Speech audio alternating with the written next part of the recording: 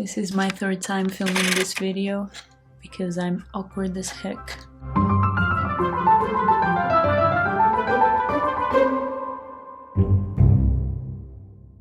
In my last video, I reported my bloating for 24 hours and how my body behaves like a normal body, basically. And I said that my next video would be me talking about how I overcame my bloating and how I fixed it and the whole journey behind it. My bloating used to be very severe, painful, and it took me literally years to try and realize how I could fix it and what was causing it. Another disclaimer, I'm not a medical professional or a science professional of any kind, so it's not like you should be listening to me for medical advice. I'm just sharing my experience of what I went through and what I tried. Obviously my journey is based on science, but it is in no way the sure way to combat bloating for every person out there. Tied to this, I will say that there is a spectrum of bloating. There is sort of situational bloating, which happens at predefined moments. If you've just been pregnant during that time of the month, starting a new medication, for example. And at the other end, there's chronic bloating. People may not be able to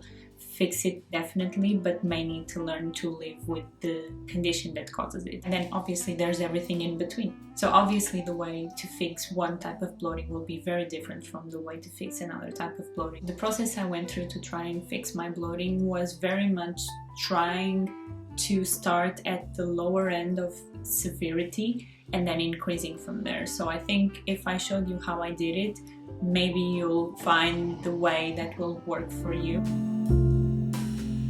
On a first stage to try and fix your bloating, you're going to come across the Google tips that we find whenever you type on Google how to fix bloating. These usually are very consistent and they include tips like don't eat too much in one sitting, don't eat too fast, avoid drinking through straws, avoid chewing gum, avoid fizzy drinks, drink plenty of water, avoid high fiber foods and eat more soluble fiber foods. For the first ones, the main reasoning behind it is that if you drink through straws or you drink fizzy drinks or you eat too fast, you may be ingesting excess air, which will take up space in your stomach and will increase the volume of your stomach and will make you look bloated. When it comes to reducing high fiber foods, it usually has to do with these kinds of foods like beans, lentils, peas fermenting in your gut as part of the normal digestive process. When fermentation occurs in your gut, gas is released and in turn that gas will take up space in your stomach and will make you look bloated. So while these foods are very important for you,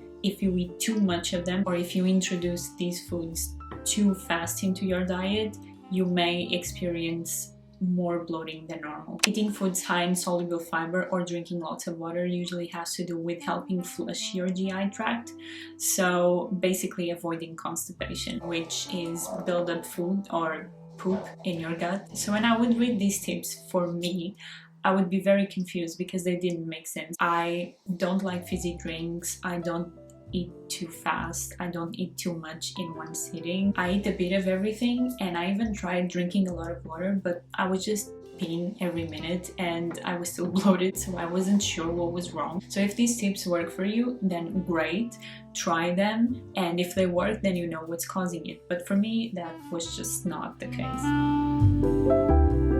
One day I went to the doctor and I told him, I'm always bloated, I don't know what's causing this, like, can you fix me? And my family doctor just said, oh, you know what, one time I was just like you and then I stopped eating cheese for a week. My bloating stopped just like that. Just stop eating cheese for a week and just see if you're lactose intolerant too. So I gave it a try. I stopped eating cheese for a week and I was still bloated. Then I decided to try an elimination diet to try and be more scientific about it. So I tried this elimination diet called the Easy Elimination Diet. The reason this diet is called the Easy Elimination Diet is because supposedly you're only eliminating 4 groups of food instead of eliminating a bunch of groups of food, and so you're not restricting your diet too much. I only tried the first phase of the diet because the first phase of the diet has the most common allergens or foods that people are sensitive to. So I thought maybe my answer is in there. For the first phase of the diet, you have to restrict yourself for 21 days from ingesting dairy, eggs, gluten, and soy. After the 21 days ends, on the 22nd day, you reintroduce one of the foods, so let's say dairy, and then you try that for 3 days, and if your bloating comes back, then you know, oh, dairy is the problem. If everything is fine for that first group, you then try another one, so maybe gluten, and then you see if gluten is the problem for you, and so on. So how did it work for me? Easy elimination diet is a misguiding title. At the time I ate meat and fish, so I was fine because I could eat that as protein source, but if you're a vegetarian, this diet is very difficult because you have to restrict eggs and soy and dairy. Those sources of protein you can't have. So if you're a vegetarian, you probably can survive with beans and maybe some protein powder that's not made of soy or whey. So that's one problem. And then the second problem is that you have to restrict gluten, but you also have to restrict soy. So you can't have carbs that have gluten, but you also can have carbs that have soy. If you remember that many products made for people with celiac disease contain soy, there's a lot in there that you can't eat. I remember at one point in this diet, I put my hands around my thigh and I physically could tell that I was so skinny. And remember, this was only for 21 days. So for me to be able to tell that I was so skinny in 3 weeks, it's a lot. I'm pretty sure I lost a lot of weight. I can't remember weighing myself during that time, but I probably lost a lot of weight. And if I start to remember what I ate during that time, this was around maybe 3 years ago. I remember I used to eat rice, maybe potatoes, rice milk, meat and fish, rice, and dates. I was eating a lot of dates. Of course, you can eat other fruits, and probably rice. So basically I was surviving off of rice and fruit and meat and fish, and that's it. For this reason, I wouldn't recommend you trying an elimination diet like this without medical supervision. It might not be safe. So if I would do it again, maybe I would split it into 2. Maybe take out dairy and soy on the first group and then do it again a month later and maybe take out the gluten and eggs, and maybe that will be easier to manage. But if we look at the results, I think the diet does what it's supposed to do. On the 22nd day of the diet, it was the first day to reintroduce dairy. And I remember I was at the office and I told my colleague, right, I'm going to go to the kitchen and have a glass of milk. And I did, and within 10 minutes of having the glass of milk, I looked 7 months pregnant with twins. I was so bloated and it was so painful that I said, okay, maybe I'm lactose intolerant, but let me try tomorrow.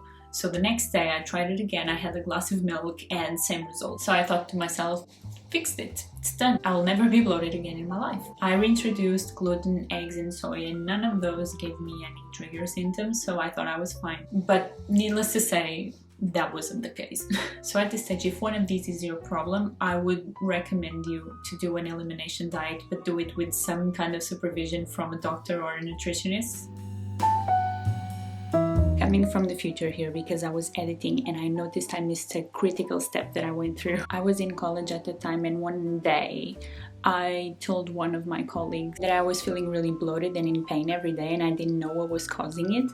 And he said that at his work, he had a co-worker that she was so seriously bloated all the time that at some point she actually thought she might be pregnant. So she went to the gynecologist and they found out that she had ovarian cysts, and apparently you can have ovarian cysts that grow and they make you look really bloated, and it's actually really serious and you have to get them removed. So as you can imagine, I got really paranoid with this, so I went to the gynecologist. I did the pap smear test, blood tests, all the tests, and they came back negative. But I just wanted to include this here because it's definitely one step that I took, and it's something that can make you look bloated, and it's a serious issue, and it's not even related to your gut, so I thought I would just share. So a few months passed after I did the elimination diet, and I noticed that I was still getting bloated.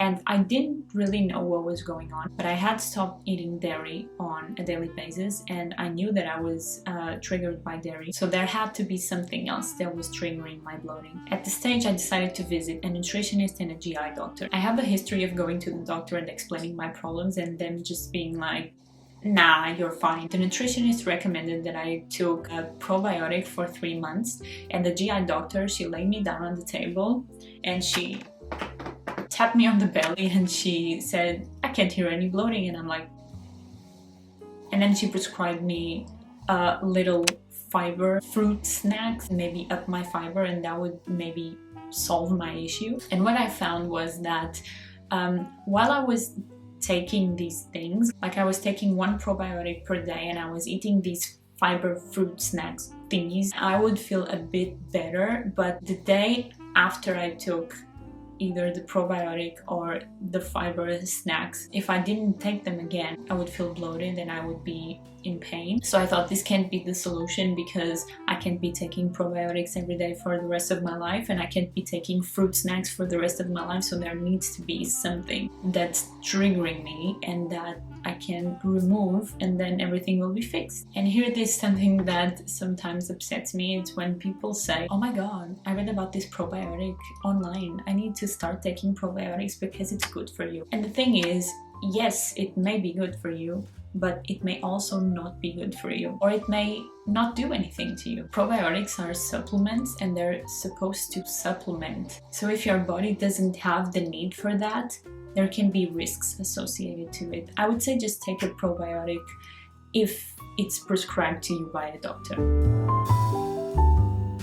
At this point, I started to dig a little bit deeper on the research that was available about gut issues and gut health, because I knew that something was wrong with me. This wasn't normal bloating. I was in pain. So I learned about the low FODMAP diet, and I made it a resolution that I would need to go on a low FODMAP diet. But I knew that I could only do this when I would be at home for a relatively long period of time, without traveling and without the need of going out to eat. And then 2020 came around. So while I was at home, locked in, making all my meals, I decided this is the time I'm going to do the low FODMAP diet, because you need to be very mindful of everything that's in your meals during this diet. I wanted to make sure that I knew exactly what was going on in there. And when you go out to eat, you can't always be sure if there's cross-contamination and everything. So compared to the last elimination diet, this diet I found is quite easy. If you eat meat or fish on this diet, you can continue to do so, and if you don't, there's plenty of foods that you can still eat. So a low FODMAP diet eliminates distinct components of foods that usually trigger symptoms like bloating to many people. The general principle is the same. You go on a restrictive diet for 3 to 4 weeks until more or less the point at which you stop feeling bloated or ill, and then you reintroduce those foods. But there's a lot more groups than on the previous diet. The whole diet can take up to 10 weeks, which is a long time, so it requires a lot of discipline. It is also usually recommended that this diet is done with supervision of a medical professional, because in its nature the diet is quite low in fiber, so it can lead you to have some constipation symptoms. But there's actually a quite large list of foods that you can eat on the diet, and I found it quite easy to make normal recipes with these foods. There's just usually quantity limits that you can ingest per meal. So for example, you're fine eating a banana, but more than one per sitting may trigger some symptoms. So if you're able to abide by these quantity limits, you're actually able to eat a variety of foods just in smaller portions instead of restricting all of them. For this diet, I specifically just had to be a little bit more creative with carbs, because you generally cannot eat bread or pasta, but you can eat other types of carbs such as oats, quinoa, or rice and potatoes. So instead of having a piece of toast, for example, I would have a rice cake. For this diet, I already knew that I was lactose intolerant, so I didn't have to take that test.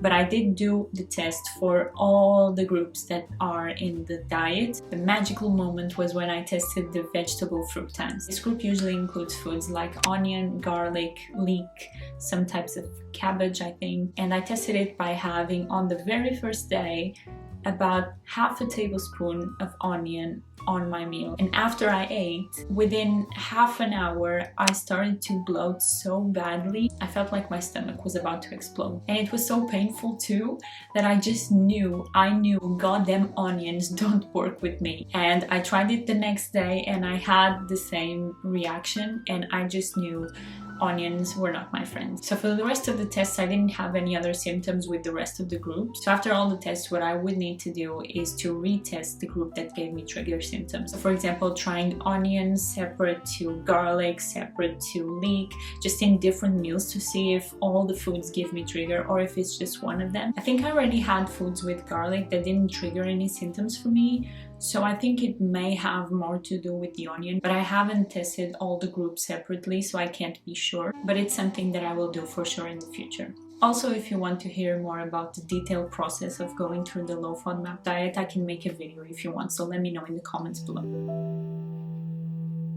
Finally, if you've done all of this and you haven't been able to fix your bloating, it might be because you have some gut condition that can only be treated with specific tests done by professionals. I would urge you to visit a GI doctor to rule out specific conditions like SIBO or IBS, which unfortunately I'm not qualified to give you advice for. Thank you so much for making it this far into the video. If you'd like to help me with the YouTube algorithm, make sure to leave a like under this video and subscribe. Again, thank you so much and hope to see you another time.